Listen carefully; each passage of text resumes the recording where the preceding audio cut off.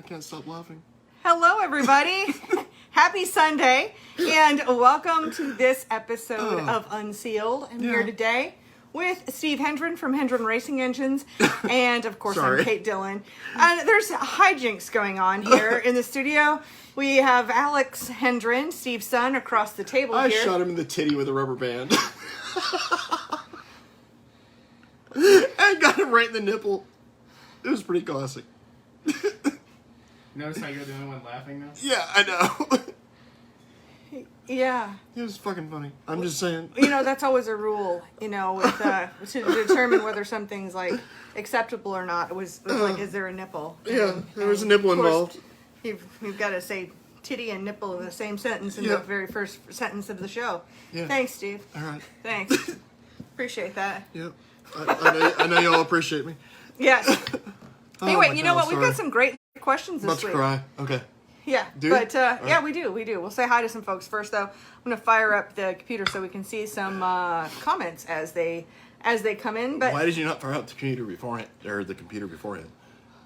Were you watching the titty nipple shot? No, I was getting an SD card for the recorder. Okay. Remember? Like, I was setting all of this up. So, I mean, I guess I'll have to do another video someday where I talk about this setup and how, I know. I gotta stop crying and laughing here. Sorry.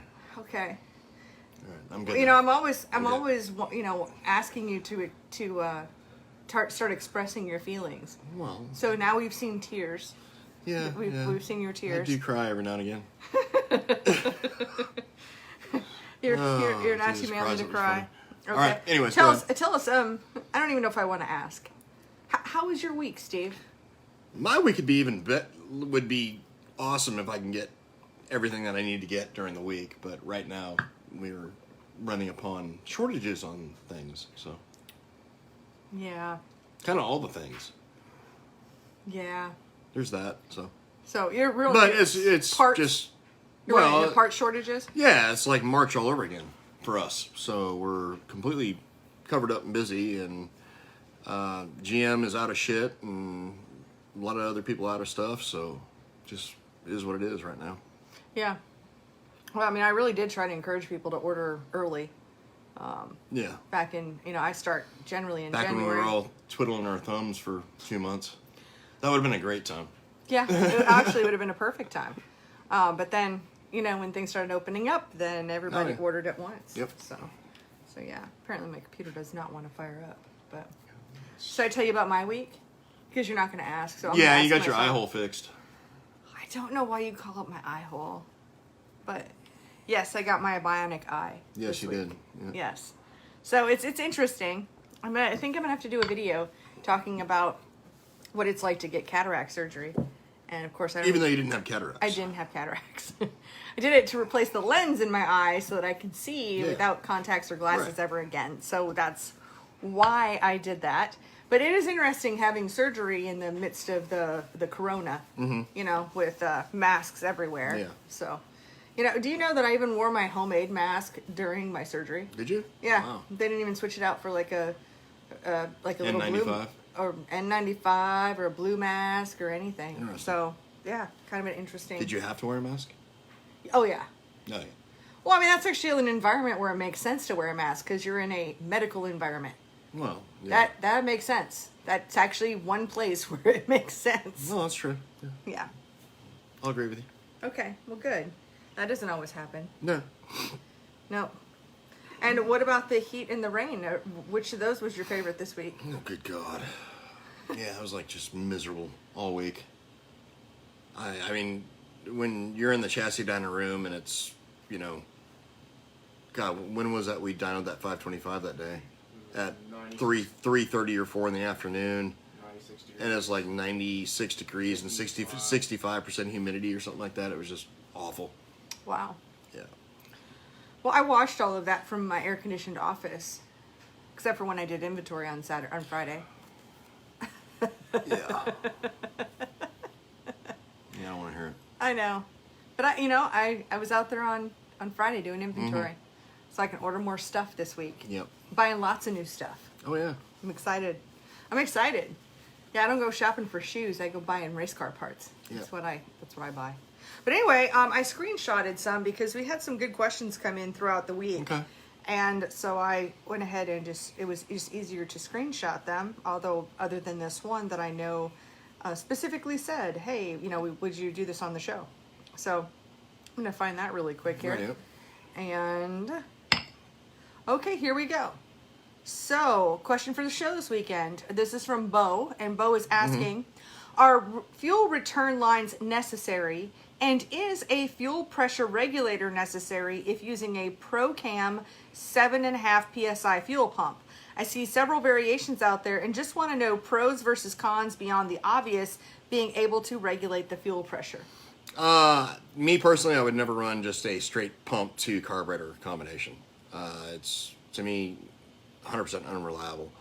I would always go with a high pressure pump and a return system, meaning bypass regulator. For several reasons. Number one, you're not deadheading the fuel and heating the fuel up at the carburetor.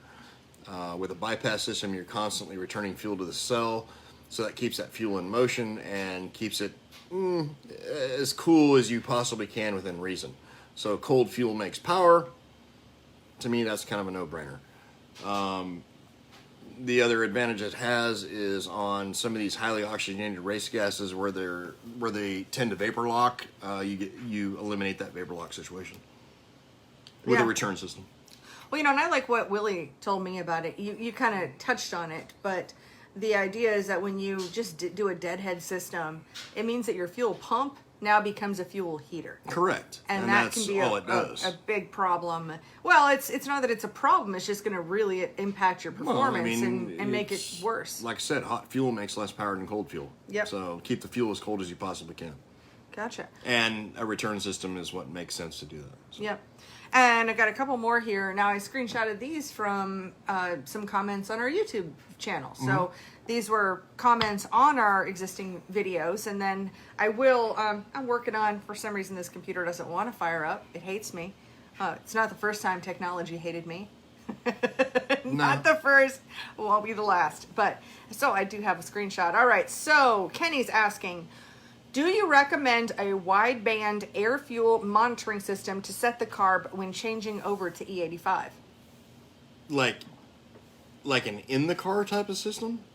It would be my first question. If that's the question, then no. I've personally tried to run something like that in my own race car at one point, and the last thing you're looking at is what your air-fuel ratio is at the end of the straightaway. So, no. I recommend going to a chassis dyno if you have the capabilities of doing so. You can go to dynojet.com and see who has a local chassis dyno in your area and utilize their services, or obviously an engine dyno, or go with a trusted carburetor manufacturer where you buy the carburetor, you bolt it on, and you go race. Yeah, that helps a lot. I think a lot of people are kind of making that switch to E85 because that leads us to our next question. And Sean is asking, hey, if you've been running 91 and you change to E85, and what do you have to do in order to make that work? Number one, either a completely different carburetor or whoever built your carburetor, 9 times out of 10, you can send that carburetor back to them and they can convert it to E85. It's completely different. There's work that normally needs to be done in the main body. Metering blocks are different, so on and so forth.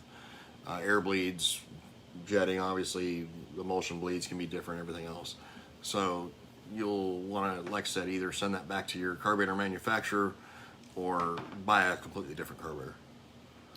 Normally you can, if you got a 91 pump gas carburetor, you can probably sell it to somebody for X amount of money and you're into a new carburetor for half the amount of money. So I'd probably lean more towards going to a new one just for that reason. But, you can always have one converted if you're dealing with a carburetor manufacturer. Now, when you say that you need a new one, is that because you need to have it coated?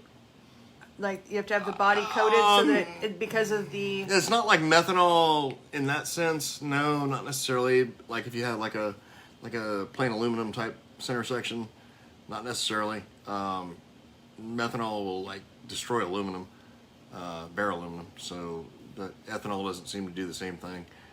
It may after a certain period of time, but like in the short term, it's not going to be a problem.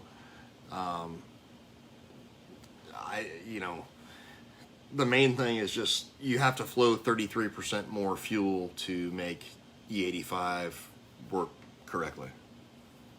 So it's just a totally different deal. Okay. Gotcha. Well, and what are you drinking today? Basic bitch Bud Light. And I am drinking a chelada. So it's the clamato juice and stuff with beer. It's like a Bloody Mary with beer. All right, now we're finally. Oh, you got logged in finally. Yeah, finally. All right, Terry, actually, when we started this show off and you were now you got crying, some other shit popping up. He says, what did I walk into? So, hey, Terry. Me smacking Alex in the titty. Do we have to use that word on the show? We do. Okay, you know what? You know how you have words that you hate? Yeah. That's one of them that I hate. Can I say booby? I don't hate that one nearly as much. I'll say booby. I smacked Alex in the booby with a rubber band from across the table, and it was like a perfect nipple shot. So. Yeah. And then he was like crying. Otherwise, I will be finding ways to use the word moist in a sentence. Because I know that you hate that word. Yeah, no, it's like the worst word in the world. All right, Brandon says, hey, Scott here from Castro Valley, somewhere between Antioch and Watsonville. Yeah, he messaged me. He won beef jerky on Top 5 Tuesday this week. Oh, so he got it. Did he get it? Yep, he got it. He said he liked it. Oh, yeah. All right, got Melinda here. Hi. Mike says, you have 604 with lifters coming out of the bore, coming into shop. I'm not sure what you mean, Mike. You have 604 with lifters coming out of the bore, coming into shop. I'm not sure what that means. Understand. Mikey says hi to both of us. So hi, Mikey. Cameron says, I hope the two perfect people in racing are doing great on this great Sunday. I am far from perfect, and I know she is too, so. But we're doing great. Thanks. Yes. All right, well, speaking of perfect, Cameron also asked, he says, what is the perfect racing motor temperature for E85?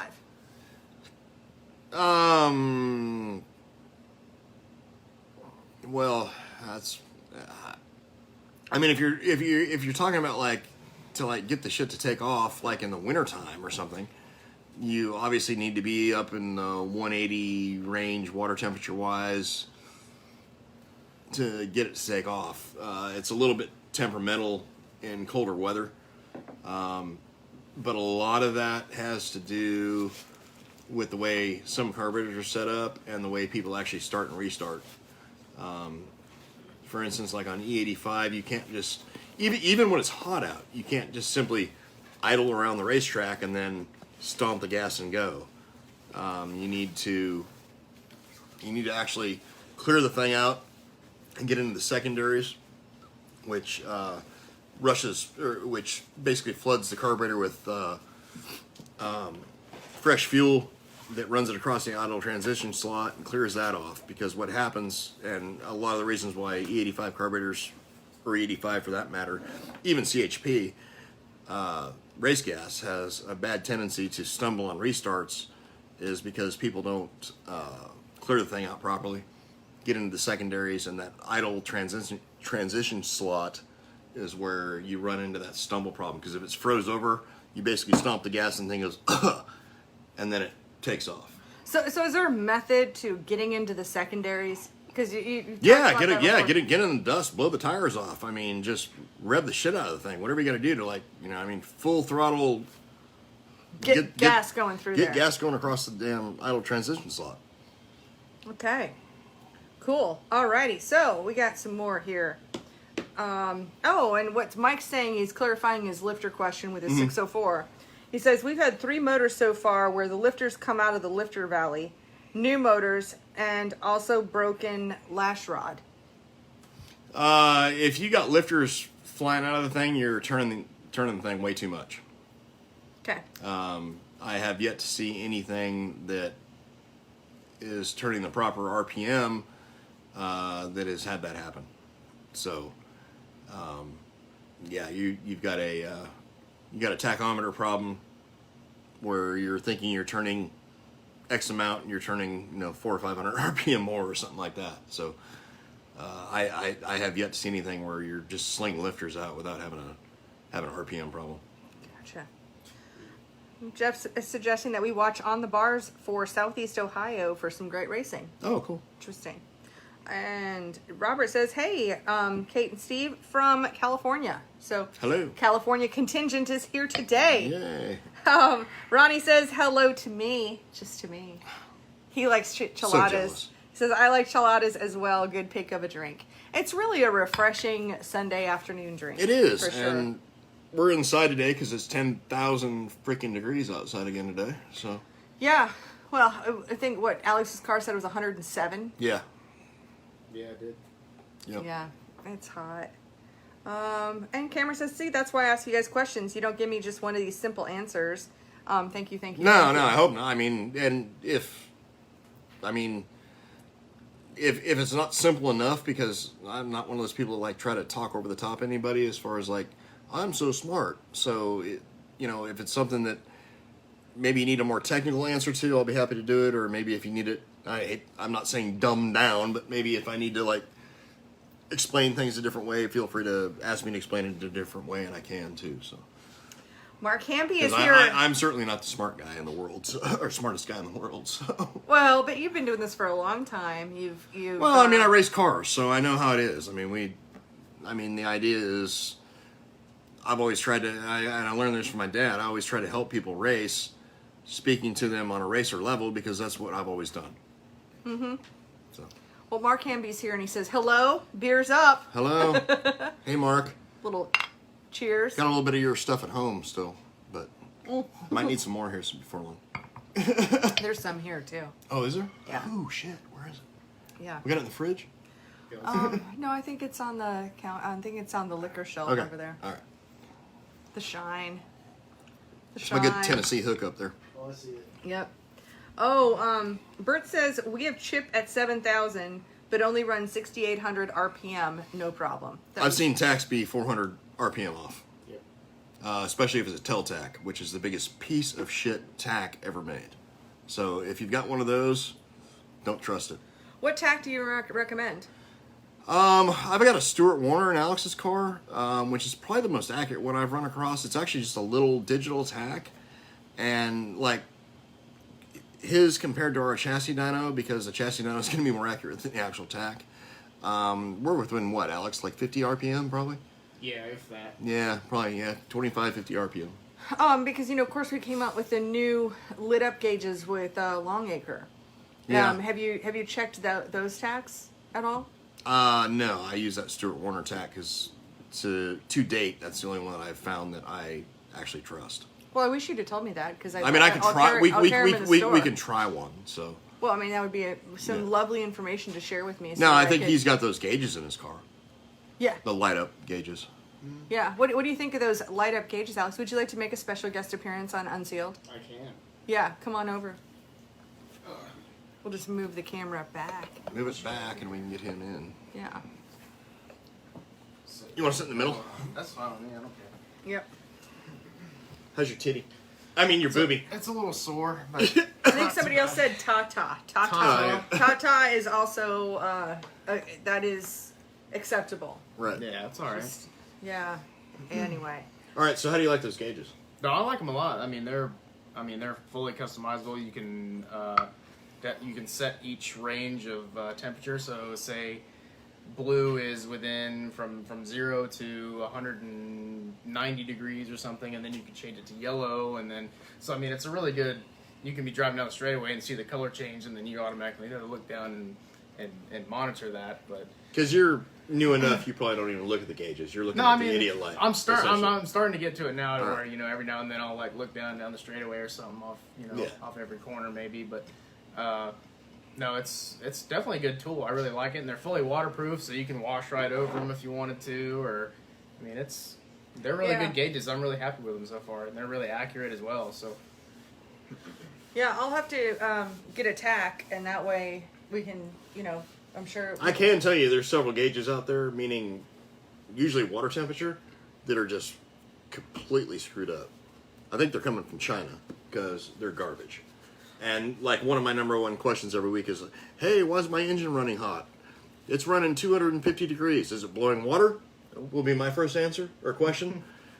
No? Well, then you got a gauge problem. You don't have an engine cooling problem. Sure enough, change the gauge. Oh, yeah, it's only running 200. So. Yeah. Well, truthfully, I think all of the gauges are coming from China. I mean, just to be perfectly honest. I don't know. I mean, I'm just saying. I mean, there's apparently like the ones that are screwed up are coming from Wuhan or some shit, because maybe the ones coming from Shanghai are better. I have no idea. Could be. Maybe we got to look for Taiwan. I'm just saying there's a bunch of garbage gauges out there right now. Okay. Yeah, that'd be. I mean, other than buying the fact that I would know that I'd be buying garbage gauges, it would be kind of fun to do like the gauge off, on the dyno. Let's do it. All right, let's check out Let's do it. all these different. We're gonna test out tacks. And Let's do it. find out Maybe this one. gauge manufacturers should start using the United States to produce them, and we'll have a better product. So. I mean, I'm just saying that a lot of times electronics, I don't really know of any electronics that are produced here. I mean, the hard goods are, but I don't know about the electronics. We'll see. And anything with lithium. Maybe that'd be a good thing for you to research. Is where can I buy and sell gauges that are made in the United States 100%? If anybody wants to do a heads up on that for me and send me that direction, I'd love to know. Yeah. I think the answer is going to be none. Very well could be. I don't know. Yeah, I mean, I'm pretty hardcore. We're actually going through our store now and putting our little American flags on things. Maybe that's a good job for Tori on Monday. Tori has all kinds of jobs. We both have all kinds of jobs. We really don't need anything else added to. And you got to go get your other eye hole fixed on Wednesday. I do, because you do realize like half of my world is fuzzy. Yeah, I know. No matter which way I look. You're like all jacked up right I now. realize you only got one done. Yeah, they only do one at a time, and I don't want to blind me completely. Does that like mess with your depth perception? 100%, which is why I rather than driving, because I did drive out to the shop the other day. So do things look Did you have bigger to or close smaller? one eye while you were driving? They look blurrier. That's certainly a bad thing. No, so yesterday we're gonna eat for lunch. And I knew, well, so like on Friday I'm wearing my contact in my eye. And Oh my God, lunch yesterday. So lunch Holy yesterday. Shit. Lunch yesterday. I only live like a mile from the restaurant where we go to lunch. So I jumped on my Pro Max pit bike and I drove my Pro Max pit bike to lunch. And I parked it right out front. My little mini motorcycle. Parked it right out front. And I call it the hog, so. And then we're about finishing up, and it's funny because it's on This giant motorcycle gang comes riding in. And they did, yeah, they did. Well, first they thought they were driving by, but then they all roll in, and they're all like pointing and laughing at. There's their like bike. probably like I don't know 25 bikes come rolling in, and they're like everybody's pointing and laughing at her bike until she gets on it and rides out, and everybody's videoing her. Were they really? That's why I had to yell out the window. I'm like, that's the funniest shit I ever saw. I heard you yelling something. So I did GoPro it. I did GoPro, but I didn't realize that they were all videoing. Oh yeah, yeah, yeah, yeah. It's pretty video where the other thing's pretty small. Yeah. So. Well, and it is funny because I mean there were people stopping and being like, "That is the cutest thing." Well, I think you sold one one yesterday, actually. So. Yeah, if I had them in stock, because I mean, at this point, it's I will sell the bike from underneath my butt because I got more coming. But yeah, anyway. Okay, all right. So here we go. We got more questions. Oh goodness, lots of questions here. All right. Cool. Okay, great. Now I'm getting caught up here. Okay, so Joey's asking, and I don't know if we're frozen up or not. I'm just frozen up here. Is zero weight oil too lightweight, such as 030? Yeah, it is. A long, long time ago, we tried. Matter of fact, we tested the oil for Mobile One, and we tested their 020 and 030. And at the time, it made really good power, but as oil technology kind of advanced, we phased that out pretty rapidly. So it's not something that I would recommend unless you're running in, like, let's say, Pennsylvania and it's 25 degrees out. Yeah. Then it would be a good option because the 0 is actually the pore viscosity of it. So then the 30 is obviously what it is at temperature. So, it'll run just fine at temperature. But, it's nothing that I would run, let's say, in the South in the summertime or even in the wintertime. Yeah, good call. All right, Mikey says, okay, so PRI newbie, best advice for a newborn. Flying in Wednesday, flying out that Sunday. Well, first of all, you pick some great times to fly in and out. Correct. That's really good because that way you get the entire show. Yep. Absolutely. And I've actually got a couple of videos on my suggestions for, getting the most out of your show for sure. Yep. And so I will probably do another. If you've got any more specific questions, feel free to send them that my way. But I've got a couple of videos on that already that are like on our YouTube channel and like top tips for PRI. Well, we had this conversation Saturday or yesterday. Yeah. We think PRI might actually be good this year, even if we do have a COVID situation still going on, because I think a lot of people aren't going to show up. Now, we may have some manufacturers that probably bow out, but for the most part, like if you're coming there, it's going to be probably a lot easier show to get through than what it normally would be. The biggest challenge with PRI, especially for me, and I'm just going to be selfish for a minute. But you're coming at it from a buyer standpoint, not I am. Yeah. But still, even if I wasn't a buyer and I just wanted to walk the show, when there are people in front of me just crowding the aisles or just standing there jibber jabbering and I can't get through. Well, you got your sticker collectors. Yeah. That's my number one advice. Don't run around collecting stickers, because everybody looks at you like, I'm not talking to that dude because he's a sticker collector. So if you're going to go there and you want to talk to people and actually find out information, walk up. You might have to wait a few minutes, talk to somebody, ask a question, look at their sticker, go, that's a badass sticker, don't collect it. And then people will actually take you serious. Well, I mean, you can get it, but you can tell. I'm joking. You'll be able to spot the sticker saying. collectors. But no, the reason why we think it's going to be great is if international travel is slowed down. I mean, there are a lot of international buyers there. Correct. So that would take us some traffic. Most of the Chinese that have to run around touching everything and licking it probably won't be there. So, hopefully. Well, copying. They're usually copying shit. They're usually around the turbo or the supercharger booths. Yeah, correct. Yeah, there's a lot of that. A lot of copying. All those Hondas need to be souped up. Yep. So that it could be an advantage. But you do have a whole list on like going to PRI the first time, right? Mm-hmm. Yeah, I've got a couple videos on that. Yep. So I'll probably do another one, but maybe check those out first, and then if you've got any follow-ups on that, and then I'll probably do another video, as we get closer to the time, because it is July. And if you need any after-hour info, just PM me and I'll look you up. Mikey's staying at our hotel. Oh, okay. Yeah, because that was my PSA this week. It was that PRI housing opened up. Oh, dude, you're screwed. Yeah. So Mikey's in our hotel. If you're staying in our hotel, we're in the lobby. Yeah.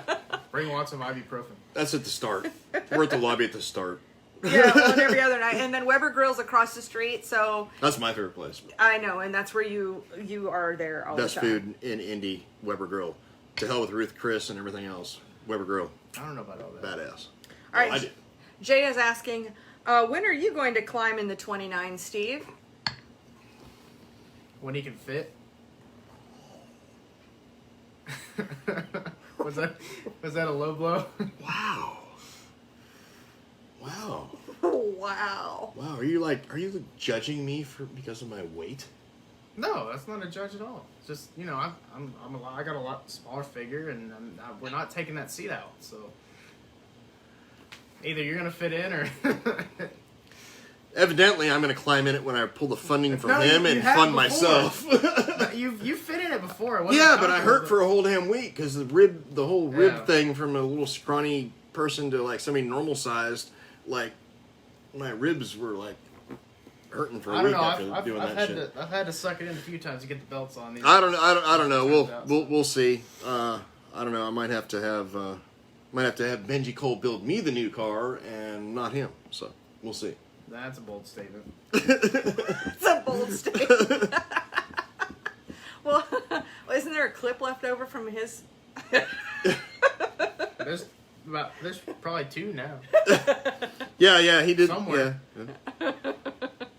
Hey, now to be fair, I mean, well, no, I'm not going to be fair. To hell with it. I'm not going to say that. Okay. You're holding back on us? Being fair. No, I was gonna say. I mean, I tore up a bunch of shit the first year I raced, but I never knocked 2 front clips off. Hey, the first one wasn't my damn fault. All right. Well, let me ask you this though. The second one kinda was. Since this was like I don't know, 1980. Did they have clips? It wasn't 1980, thank you very much. It was 1987. And yes, they did. Tomato. No, I did knock 5 clips off that year. But No, I mean, it was just a totally different kind of car. I mean, they looked like stock cars. Me and the wall gained a whole new respect for a Sure race. I'll just put it that way. Wow. The more you hit it, the less you're scared of it. That's for sure, though. Yeah, the closer you are to it, the less hard you hit it, too. That's true. All right, here's Robert's question. He says, Steve, have you done any work with the Willys Equalizer carb on a 604? Yes. If so, what are your thoughts? I like it. I like the concept of it. I think it's a good deal. I personally haven't really had any problems with it. I think it's a good idea. I mean, as far as like, if we're dynoing it, I mean, Willie's a good friend of mine. If you call and talk to him too, he'll tell you the same thing. You're not going to see like a horsepower difference on the dyno, but I think what it benefits you is because you can essentially individually tune each cylinder as far as air-fuel ratio goes. It's going to make a lot safer combination to run. In other words, you can have a lean cylinder and not know it, and that equalizer will Equalize. hence the name of the carburetor. It will equalize all the cylinders. So I think more than anything, it's probably a safety deal as far as the engine goes. I think it's another thing that should be allowed. I don't think anybody should disallow it, even though there are some sanctioning bodies that do. But I think it's a good thing. It's no performance advantage per se on 604s. Now, what I have seen is like in open engine applications where Willie's shown me some dyno sheets from open engine stuff. I've seen just massive differences. Yeah. So if I was running a super late model, I'd want the equalizer deal. Well, and I think a key piece of that too is also with the Super Bowl system with the equalizer. Correct. I mean, the Super Bowl to me, should be, again, legal everywhere, and it should be like a steering wheel, and everybody should have one. Well, and to anybody who's not familiar with the Super Bowl system, it eliminates the needle and seat from a carburetor And the float. and the float, and it which is provides the major problems with every carburetor in a circle track application. So it provides consistent fuel all the time. Correct. No matter if you are high bank or flat, it doesn't matter. It doesn't slosh. Correct. Yeah. Well, and you've got the Super Bowl system in your carburetor. I did, yeah. Oh, you don't now? No, we've been experimenting so much with stuff, fuel and stuff. We don't have it on there at the moment, just because if we're dynoing a lot, it's a pain in the ass to work around dynoing. Just have to change things. To be able to change things, so I don't have it on there currently, like at the moment. But Right. it'll be. But you've run it. Yeah, Oh yeah, absolutely. it'll be back on. Yeah. Gotcha. Once we get everything the way we want it, Right. because I have mentioned Like I said, before, we're working on the whole carburetor ignition system, timing curve deal to where we can potentially sell that to everybody as a plug and play type of deal for their application. And I mean, we've worn out probably more of our engine on the dyno than we have on the racetrack. We went through 2 55-gallon drums of fuel just testing. So, on the dyno. On the dyno. Really? So yeah, we've definitely been hard at it with that. And we're not doing it for us; we're doing it for our customers. Right. So, like I said, we'd rather use our equipment than somebody else's. I guess that's one of the things where I get people that call me every now and again. They're like, "What sets you apart from the next guy?" And I hate answering those questions, but I guess the thing is, we'll wear our shit out where you don't have to. Yeah. So. Well, I mean, you guys test endlessly. Correct. I mean, and you don't always see it because, maybe I don't do a video on every single thing, but there's nothing on Crate Insider that's there by accident. There's nothing on your car that's there by accident. No, this is everything we recommend is a product of what we've learned over the years or within a certain amount of time of testing stuff. Mm-hmm. So I don't recommend shit just to recommend it because I get a kickback on it or anything like that or whatever. I do it because we race. We've always raced. I know what it costs to race, and I'm trying to save the average guy time from going, oh, should I run this gimmick of the week spacer or this, gimmicky oil or this gimmicky fuel? I'm going to tell you, no, it's bullshit. Don't run it. Run this. If you run this, you can go anywhere in this country and win a race. Mm-hmm. Yeah. So. I mean, I can empathize too because with all the camera gear that I own, It's a lot. I've had to carry it around. Well, yeah. I mean, like, oh, I'll try that out. Oh, I'll try that out. No, Ooh, but I'll try that out. I mean, why are you going to be crash test dummy when I got him to be crash test dummy? Yeah, I don't like when he uses crash in your name in the same sentence. Well, I it's know. it's been kind of synonymous here It a couple happens. times. It happens. So It happens to the best of us, though. Bob says it's hot in Atlanta today. I guarantee it. Hot Atlanta. Hot Atlanta, yeah. Yep. Yeah. All right, Mike says we run a IMCA 6400 chip, no digital MSD. Mm-hmm. Yeah. Tim's saying to you, Alex, your dad is a legend here in California. I don't know about that, but A legend, huh? You're a legend. Legend. Okay. oh, was that Tim? Let me see. That is Tim Pato. Yep. Yep. Okay. Cameron says, he says that's pretty cool. You guys got your bartender. Right. That's great. Brian has advice for me while I struggle with my eyes. He says, if it's blurry, just go for the middle one. Nice. Nah, this one's clear far away. This one's clear close up, and then like across the room is just a crapshoot. It really is. Yeah. Yeah, I just roll with it. Roll with what I got. Okay, let's see here. We got, okay. Mark Weber Grill. Yep. Quincy says, what are your thoughts on E85 over gas? What's the safer bet and most consistent? I race in Tennessee where we pretty much have a race every month of the year when July is 105 and January 1st is 40 degrees. So E85 or gas. And then, of course, he's in Tennessee.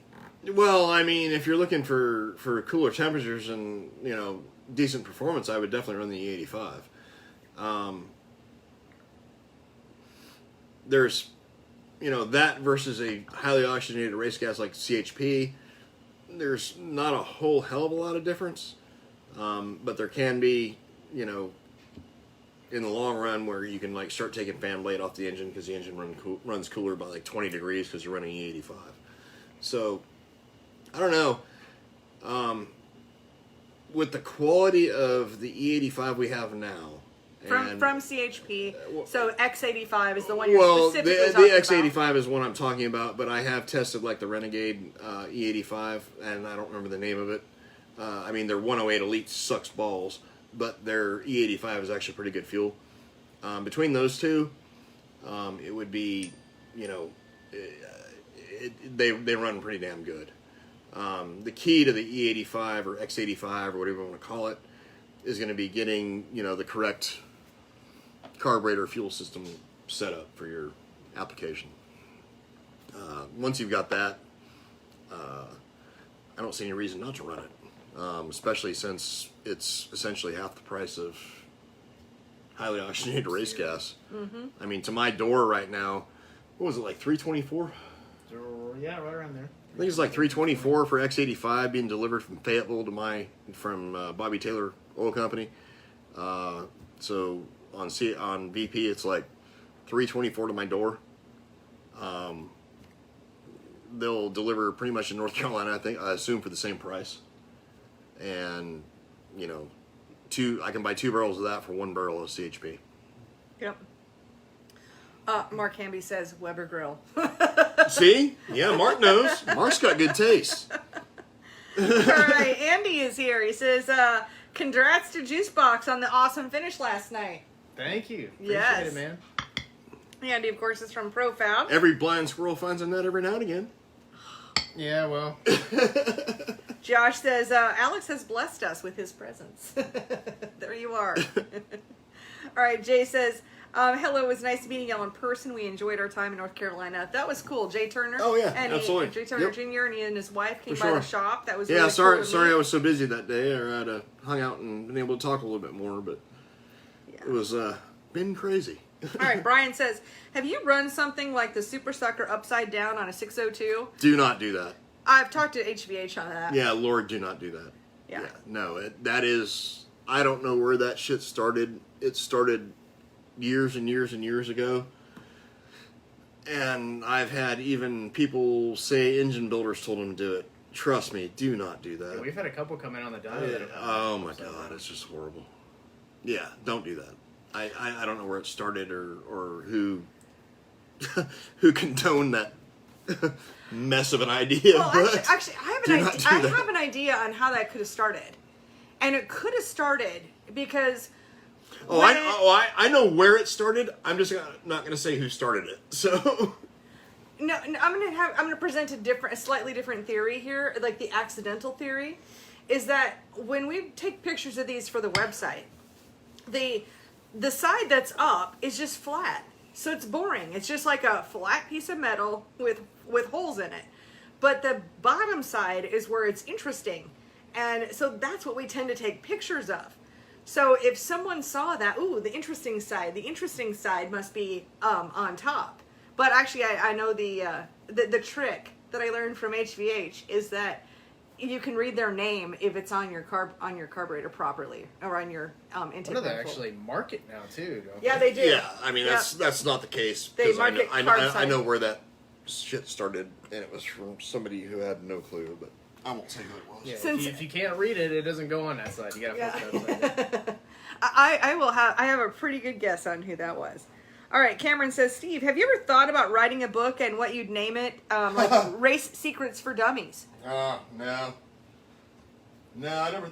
I actually thought about writing a book, but it wasn't going to be about racing. Were you going to be a romance novelist? I know about this. Were you going to be a romance novelist? No. No, I was going to write a different sort of book. Okay. Do you want to share with the class? Alex can tell you what I got in the cigarette. Oh, is this about your travels or? Well, I thought about that too. It's kind of like a tell-all book of the ups and downs of certain things in certain countries. Oh, okay. That I've been to. All right.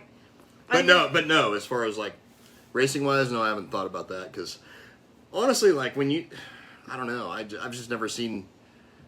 I've been fortunate to be able to do like a lot of shit, like race in different countries and stuff like that. But I've started one for Crate Insider. Yeah, it's just you did, but it's just never anything that I thought about doing because. Well, people don't read. Well, number one, they don't read now again, so maybe a documentary would be better.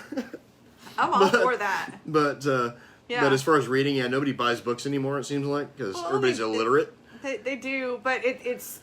I mean, like our audience. I mean, they watch videos. Yeah. So, and all of us, we tend to watch videos. That's why I went with video. But I mean, it's quite possible. I've got some great advice from some of the best in the business. Oh yeah. And I probably just need to buck up and get her done. Yeah. But just other things take priority. And believe it or not, I actually like writing, so I could actually sit down and probably write a book or write a manuscript of some sort. Yeah. Because I enjoy it. Of course, as you know, my spelling and punctuation is horrible, but I can still like put thought to paper. Yeah. So thought to paper is the important part. And you all used to like complain to me about getting C's and shit in English. Oh yeah. And you speak the language. That was always the. Oh no, that's back in the day when you were like a lazy little shit. You got what'd you get? You got your type 1 diabetes, and then once you got that, then you became like, I can't do schoolwork because I got diabetes. I mean, it was kind of like that for a little bit because I was like, I might could use this to my advantage. But then I pretty much cracked the whip, and what happened then? No, I straightened up real quick. Yeah, there you go. Then I was an AB student like that. All right. So. A little bit of try. But no, I mean, there's several different topics that I've always been interested in writing books on. Some of the stuff's outdated now. I mean, back in the day, 2002, 3, 4, 5? Mm-hmm. I could have wrote a book on a whole process of doing some stuff overseas that would probably blow people's minds, but it just, it was very shortly after that like the video thing came out, YouTube, shit like that, and everybody's like, I no longer read, I watch videos, and it was like, that thought left my mind pretty quick after that. Yeah. Well, now you can do videos. Look at that. but, Like right now, we're doing a video. yeah, but I don't know how much of that shit would apply anymore. Well, yeah. I'd have to go back and do some research. I guess all the people now are visual learners and stuff, so I mean, it just makes more sense to. Well, there's already. Which I turned 50 this year, so that might be my midlife crisis. Go back and do some research thing. Well, you've already said that you're like you're gonna have your midlife crisis. Like I'm throwing you a party, and then you're like gonna get a 21-year-old. Well, no. What I said was I'm gonna buy a Dodge Challenger, which your brother sent me A picture because a he just bought badass one. picture of the one he bought, and I'm like, I told your sister I am going to get a Dodge Challenger, and I'm going to get a 21-year-old girlfriend, and that's my midlife crisis because I'm turning 50 in October. And I'm just gonna stay in my lane, and you do you. You have fun. We're good with it, so go Steve. Try not to catch anything. Who wants to be on Team Steve versus Team K? I don't know about all Who wants to live vicariously through me? I don't know. Team Kate might end up with a ring. You trade me in for a 21-year-old, that could happen. I'm gonna have a cigarette. No, that's rough. I don't condone all this behavior. Nah. I know we got another question. Oh, Cameron says you all are so realistic. This is real life right here. About as real as it gets, brother. Blake Pryor says, "Hey Alex, I don't like you, dude. what did he do? What did Blake do? No, he's at the beach right now, and he didn't even send me an invite. I don't know why. Blake, How could you, man? How could you? did he race last? He didn't race then. No, he didn't. No, he raced during that whole street stock showdown they had at Cherokee there, and him and his brother did a heck of a job during that whole thing. I think they finished like 7th or 8th, 8th and 9th, something like that. They were right behind each other, but old Dalton there, he put on a show, man. He was running 6th about the entire time, and unfortunately he got a flat tire, I believe, and he had to pull in. But like I said, they finished back to back, so I mean, props to them for the finishes they had. Well, great job, Blake, and also I'm really glad that you didn't run anybody into the wall, and nor did anybody ram into you. He did spin himself out, though, I think. Maybe he had a little help. I don't know, but he looped it around. At least he didn't, purposely ram somebody into the wall with his race car in a I've show seen that terrible happen. sportsmanship. I've seen that happen, but we're not going to go into that. We're not going to talk about all that. But That was pathetic. That was the most pathetic display of poor sportsmanship I've ever. I don't know. There's probably all right, worse. well, like, I didn't know about the whole thing that happened. I don't care week about the thing. before that. I don't care. But apparently there was some bad blood there. But I mean, at well, the then same solve time, it at the racetrack. Exactly. But I'm like, I couldn't really tell which guy needed their butts kicked. I don't know. first. I mean, I thought about maybe sponsoring anger management for both, or I don't know. Or I heard one of them left in handcuffs. I don't know which. I'm sure it was the first guy, but I don't know. Oh, really? Yeah, that's what that's what I heard. Oh, okay. I didn't hear. Over I just social saw media, the clip, and we're talking about Cherokee Speedway, the Street Stock Showdown, and the That was a embarrassment. fun night, though. That was a fun night. The embarrassment of that whole deal. I do have to say, like, for starting 3 wide, though, those guys are really clean. That was probably some of the cleanest racing I've seen. Oh, Just I wasn't there, so that's all I saw. They and that's started what we like think of. 26 or 28 guys or something like that, and 3 wide, and that was clean racing there. All right, we're back. We got a question for you, Okay. Steve, and I'm gonna have some interjection here too. All So, right. Roy's asking, what bypass regulator would you recommend for a 602 on E85? And I just want you to keep in mind that although I have had the quick fuel bypass regulators, I have KSE bypass regulators coming in soon. Well, what I was going to say is there's like 3 that come to mind. It's going to be either Willys, KSE, or the Quick Fuel. Yeah. Either one of those 3 will do just fine. Honestly, all bypass regulators essentially work the same. Mm-hmm. So I haven't seen a lot of difference between any of them. Probably the 2 nicest is going to be the Willys and the KSE. Well, and we've got a whole fuel log. I mean, I've bypass sold regulators. all of them because at Yeah. certain times, I mean, when I supply like a whole engine combination to the person, I'll quote like a Quick Fuel normally, but maybe we can't get it on that day, and we got to get a KSE or we got to get a Willys or something like that. So there's not Well, at Crate Insider, we have a bypass regulator fuel log kit. So it's like a whole kit with all the fittings, because that's always what's fun. And I think that comes with a quick fuel, right? It does, for now. So that's always fun to put all those different fittings together, because we literally take all the fittings and put them all together so it's all ready to go. Yeah. Yeah. So we got Which I have to remind you how to do every time. I know. I need to know which Frigola fittings. I know. I'm going to write it down and draw myself a picture this time. Right. Okay. All right. Cameron says we're really realistic. No, not in the least. Oh, JJ Ferguson says, "What up, Steve Hendren from your old home, Hey, California?" What's up, dude? How are you? And Blake says he got spun out, Alex. Mikey says Alex is a stud. Congrats on Saturday night. Thank you, sir. Yep. And Chris Peavy says, "What's up, little buddy?" I don't know who's the little buddy. Probably me. It's gonna be Alex. Mark Ward says, "Are you still liking the spin fuel pumps from Memphis? Thanks." The spin fuel pumps made by CV Products or whatever. No, I stopped dealing with CV Products actually when they were sold. So when the owner took over, when the owner got screwed out of his company, I completely quit dealing with them. So I no longer use any CV Products product. I don't have any yet either. No. That's some bad deals with them. As far as the pumps go, they were a good product. If I was going to buy a pump today, I would buy that. And I hate the damn things. I hate to even promote them. But that damn Baker pump that you sell. My ProCam. Your ProCam pump. Yeah. What I would prefer, if you're going to run either the Super Bowl deal that Willie makes or run a bypass system, is going to be his version of the race pump. Are those available now? Yes, they are. They were supposed to let me know. Okay. They're supposed to let me know. So I'll have to get some of those then. Cool.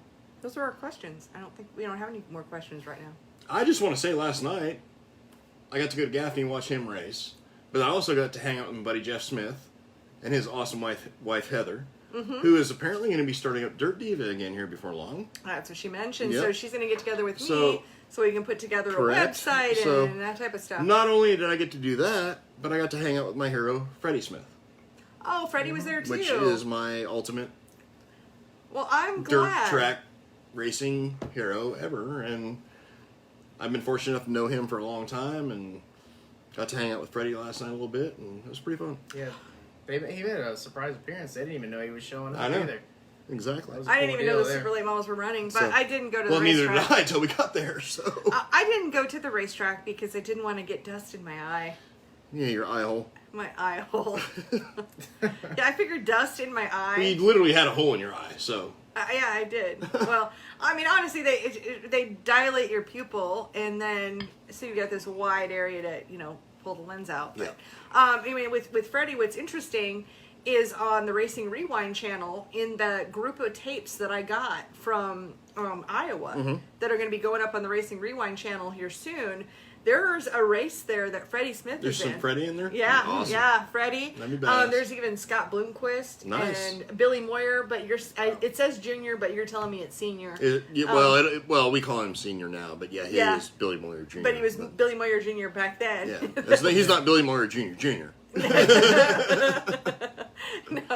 No, but I mean, like the Billy Moyer Jr. we know now Correct. is really should be Billy Moyer the third. I'm guessing. I just call him Junior. So. Oh, Junior. Oh, okay. Wow. So anyway, that's It's kind of like trying to figure out which Bobby Hogue's which Bobby Hogue. Oh. Friends of mine from California. Right.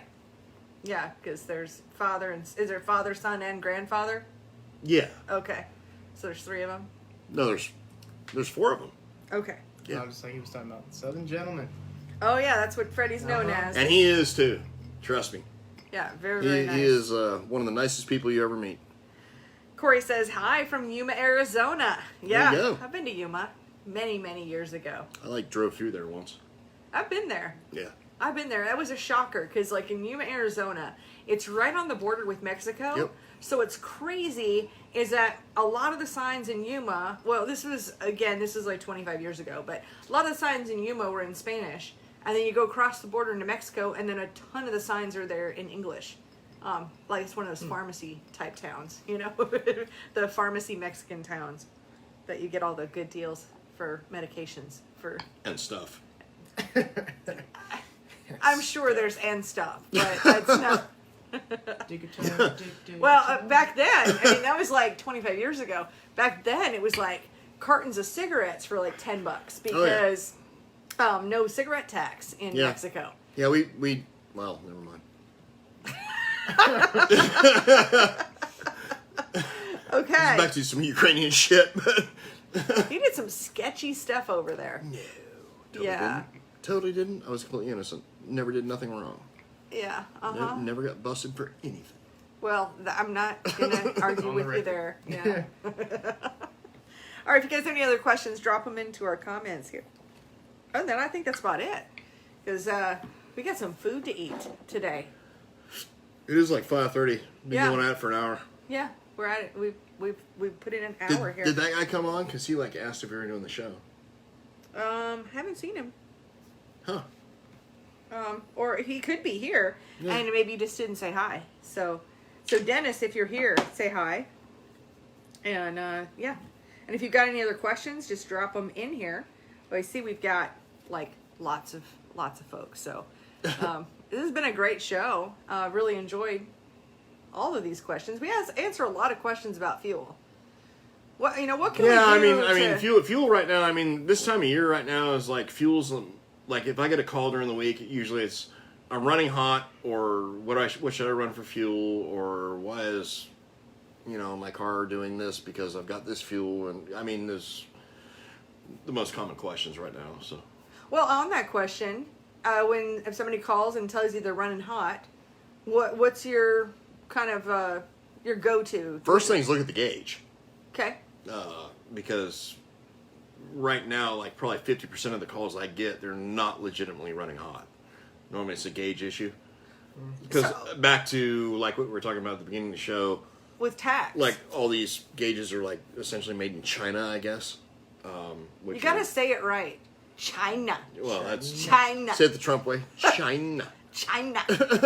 So they're made where the virus came from. And so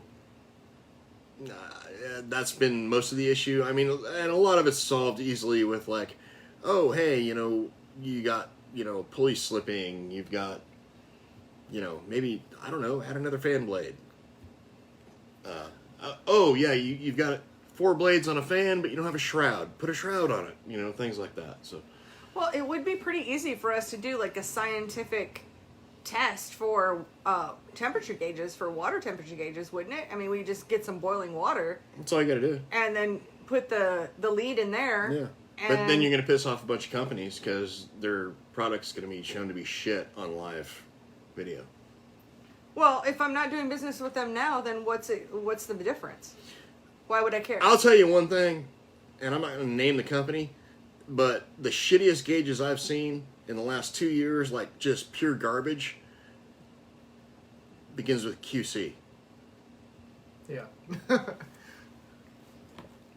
That's where 95% of the gauge failures and gauge inaccuracies I've seen have come from. Pretty much a dead giveaway, though. Right. Oh, okay. Took me a second. Yeah. Okay. Pure garbage. Oh, and they wanted me to do a buy-in. Yeah. So, and I never did. No. So okay. Screw their buy-in. No. They make shitty gauges. And as far as like the dyno stuff goes, because I'm always behind the wheel. He's behind the wheel on the dyno on it's every those, and then like we were saying before, the Teltac stuff. I saw one come in the other day which didn't have it set right. It was, I guess they have settings on there where they can go like 4, 6. Oh, you got to like cylinders. clip a wire and do a bunch of shit. Yeah, So he had it set on ridiculous. 6 cylinders, so it was reading like It was on 4 cylinders. 4. It was like reading. It was reading double what we had a 525 turning 14,000 RPM Yeah, on the dyno. 14,700 RPM on the dyno. Like, is it really turning that? No, sir, it's not. No. Oh my gosh. Okay. All right, we do have a couple more questions here. Jake asks, how many nights till valve spring change? We're changing his this week after last night because he's like bouncing through holes. Yeah, I was turning like 7,200 RPM bouncing through holes. Yeah, well, that's because the engine's free winding and going past the rev limiter. Well, good luck getting valve springs for 604 right now. Oh, you got some on the shelf, don't you? No. Oh, shit. No. You're not racing next week. Oh well. No. They're on back order from GM. And Everything's on back order from GM. GM Yeah. is like completely sucking ass right now, so. Well, it's a supply chain issue. I would almost guarantee that it's a supply chain issue. Well, I'm quite sure. But at any rate, to answer your question, I've got customers that will change them out every 10 to 15 races. It's going to be the beehives with the The 604s. beehives, yeah. Mm-hmm. How many races have you ran this year? Only a few, really. Yeah, 3 or 4, something like that. 4. But we've probably got, like, I don't know. 5 maybe. We got 255-gallon drums worth of dyno testing. Yeah. And then we still didn't change those springs from testing at the beginning of the year and your last few races last year. So, yeah, 10, 15 races, somewhere in that range. Now, what I do tell everybody to do is check them after every race. So still pull your valve covers off, because I have seen the occasional broken beehive. Normally they'll break the first coil down from the top of from the retainer. So check and make sure that you don't have a broken spring after every race. But as far as changing them goes, I mean, these things have been pretty damn durable, honestly. Well, and that's going to be with the valve spring pressure tester. Yeah, and I would say every 10 to 15 races. Now, that being said, you did have a customer, and I have yet to do it, who sent you a set of valve springs that was, like, 38 races old or something like that. I think so, yeah. Mm-hmm. That he, like, back when the COVID lockdown thing was going on, I'm like, yeah, send me your springs, and I'll test them for you just to see what the hell they rate at. So I still have to do it. We've got them. Yeah. But I just, honestly, It's gonna we've be been an so off-season busy. thing. Well, we've just been so busy, I haven't had time to do it. Yeah, and then on the 602s, what's your recommendation there? Every 3 to 4. Yeah. 602 is still stuck back in that crappy spring made in Mexico valve spring deal. Yeah. They're very inconsistent. Like the old style 604 springs. So I would definitely be changing those every 3 to 4 races. All right. Okay. Let's see. Oh, Dennis is here, and it's a bright, sunny Monday morning here in Australia. There you go. Yep, in Oz. So welcome, Dennis. So glad you're here. Hey, we have a genuine Australian citizen right here. Yeah. Dual citizenship. Dual man. citizenship, man. Because your mother is Because his Australian. mommy's from there. Yep. I'm a mutt.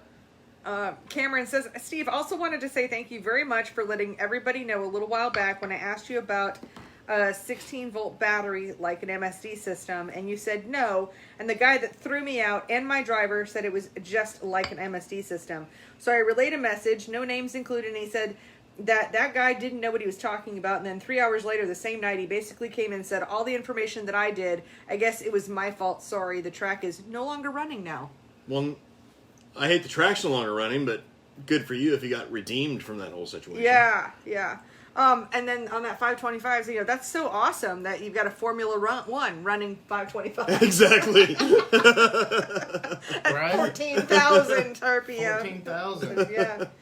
That was not Kenny Collins' engine, by the way.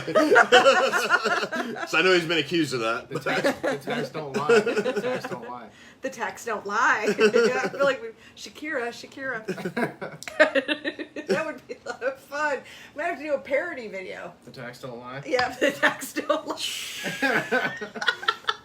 I'm on tonight. I have no clue what that is. You don't know that song? No. I don't listen to crap. No. Come You would on, know dude. it if you saw it. And Shakira, she's hot, blonde, Colombian. I mean, she was in the Super Bowl with J-Lo, the other chick that was I don't in watch the Super- halftime show. Because it's always garbage. Okay, Shakira is smoking hot. Okay. She's like in her 40s now, which is unbelievable. I will like take flat your- belly and She's like got a does weird belly voice, dancing. though. I'll take your She's word got for a that. really weird voice. Yeah. Okay. All right. My QC fuel pressure gauge is bouncing from 6 to 8 pounds at idle, but stays steady at 6 when revved. Is something wrong or normal? No, usually it's like the pulsation of the pump. So if it's steady, if you're at full throttle and it's steady, that's fine. Yeah. But you'll see bounce at low RPM. It's usually the pulsation of the pump. I've seen worse than that on the dyno. Yeah. I've seen them all over the place. Yep. Chuck says, ordered me a Hendren shirt Friday from you, from Nice. me. Yay. Awesome. And Cameron, Rent the 525 must have been on a big battery. Must have been a big old battery. Big battery. All right. Well, should we wrap it up, guys? We can, I guess. Well, I'm gonna unless think. there's anything else. I don't think so. Yeah. Well, I guess we could talk about what's coming up this week. Do we want to talk about like this week and? Yeah. Sure. We missed politics. Yeah, we did. That's all right. It's okay. Well, So we what's don't coming know. up this week? I'm going to get surgery on my other eye, Yeah. so I So will you'll have be- another eye hole. Tori? Yeah. That's all you. Tori's like. Tori's got to come. Is she rolling in there? Is she helping you? Yeah. Okay. Yeah. Good deal. Yeah. So You got to have a driver. You might actually be able to drag her to PRI, right? possibly, and that would be That's gonna awesome. fun. Oh, That's yeah. gonna be Yeah. fun. Yeah. Trying to get Tori to come to PRI with us. Oh, there she is. Yep, there Yep, she is. yep. She's here. Hey guys, and Neil. Yeah, I normally don't call people out unless they say something, Yeah. but I know Neil would say something. Oh, yeah. So, hookers save The man lives. of a That's all I million got. hookers. Exactly. And if he will send me some mesh masks, Oh, I would yeah. be happy to pay for Yeah. them, Neil. Then I will definitely be flying to PRI with a mesh mask on this Me year. too. Yeah. I already messaged him before. I told him I was going to Florida. He's here got to go to soon, Florida, yeah. And I have to wear a mask in the area that I'm going to. So I was asking him if I can get some hooker harness mask, and he told me he'd sew a logo on there for me and send them my way. So Sweet. I'm waiting on. I'm looking forward to those. I'm definitely gonna. He needs to, like- rep that. He needs to like put hookers save lives right around the mouth. That's what I told him. I was like, I need some hookers save lives. Hookers on there. save lives. Yeah. Oh my god, that's He's so like, bad. I can't do that, but I can sew the emblem on there. Well, yeah, there's no place to put the embroidery Well, at right, that point, right. but it's pretty hilarious. Yeah, that'd be. Or at You least, could do. well, you can wear the hat Yeah. and just do like one of those. Oh wait, no, that's pretty gross. I can't say that on this show. Okay. I was gonna make a. I think I was gonna might- say like the blow up doll with the lips. It's like all. Yeah. On your- Yeah, I don't want that. Yeah, it's pretty much what I was I'm in thinking Florida. I'll be in Florida, man. You know. Well, yeah. of.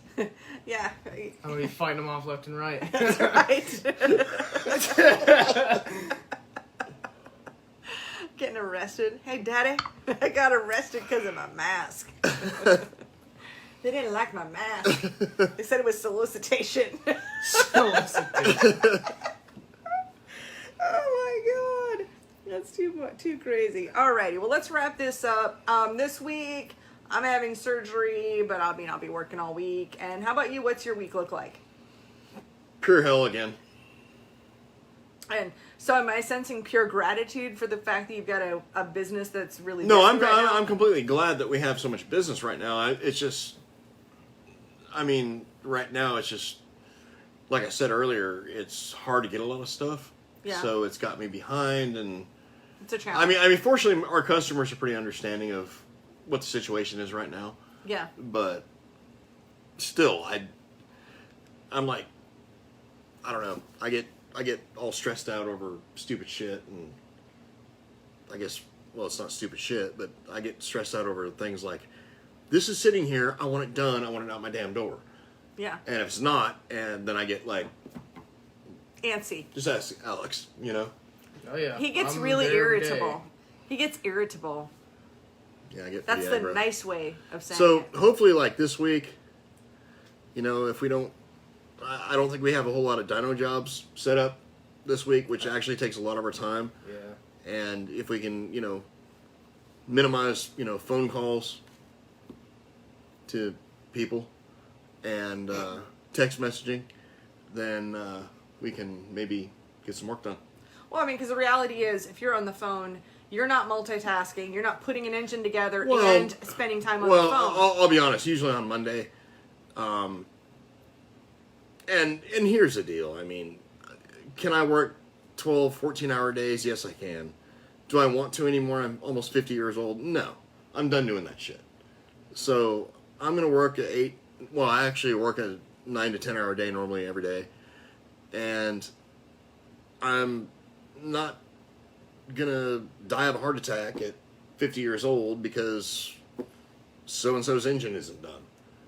I mean, I hate to say it. I mean, I might sound like a dick or somebody that's like not a good businessman, but I'm gonna live, not die at my shop. So, Well, you're just not going to it's work just- yourself into the ground. no, that's what I'm saying. And like I said, I might sound like I'm not gracious for the business that we have or whatever. It's just not going to happen. So, Yeah. I'm just giving you hell because you're like, it's hell week. Well, no, I mean... So, just giving you a hard time. I like to We stay just need to- positive. We're gonna have a Well, I great- mean- we're going to have a great week this week. Well, no, but we are still positive. I mean, we show up. I mean, No, but what I'll run into, honestly, in all honesty, is I'll show up on Monday, and Monday's usually the worst. So Yeah. if phone calls are horrible. yeah, if I'm like trying to get an engine together or something, then, and I'm the guy that normally answers the telephone, and I'll literally spend 4 to 5 hours a day on the phone Well, the point I was making on Monday. is that you are going to do one or the other. And I don't not like that. I'm not saying don't call me. I'm just saying that's just the reality of the situation. Because I Right. do get a lot of questions, a lot of people, and I've got no problem. Like, I mean, you don't have to be my customer. You can call me and ask me questions. I'll answer them for you. I don't care. But it's just the reality of the situation is, for me, Mondays, as far as like putting engines together and stuff like that, is basically a waste of a day. It just Oh, doesn't I already happen. know going into Monday that the phone's going to ring all day. Correct. So I mean, I'm It gonna does. put other stuff. And I'm on gracious. My phone's ringing. Yeah, me so too. I'm not Yeah. dissatisfied with it. I'm just saying there. No, that it's. but if you I know, had plans the to get reality- something else done, The reality is, I can't make a plan to get something done on a Monday. right?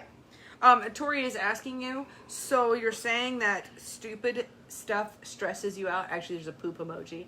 So stupid poop. Stupid shit stresses you out. stresses me out. Yeah. Is Not that what you're saying? anymore. Oh, okay. Stupid shit no longer stresses me out. Oh. Stupid things do. Trevor's here, and he says, "My boy Alex pimping." Yep, here you are. All right. Well, I want to thank each and every one of you for being here. Thank you for being part of the show. Thank you, Steve and Alex, for being on the show. Anybody, if you caught this late on the live, you can catch the replay on YouTube. We'll get that up tomorrow, or on the Racing Insiders podcast. So RacingInsidersPodcast.com. And for those of you that listen to the podcast, thank you for being here. Thank you all. And we'll see you. I'll be back on Tuesday for Crate Insider for Top 5 Before you Tuesday. get your Operation Eye Hole. Yep, I will. It's why nothing happens on a Tuesday. Top 5 Tuesday. I'll be there behind the camera. Yep, and Will you? yes. Are you gonna be there this week? better I be will. there. You totally failed last week because we were so freaking busy. He couldn't come help you. Oh, we're not blaming that on Alex. But, and then I'll be back. We'll be back here next Sunday. Thank you guys for being here. We'll see you soon. Bye. Later. Bye. See ya.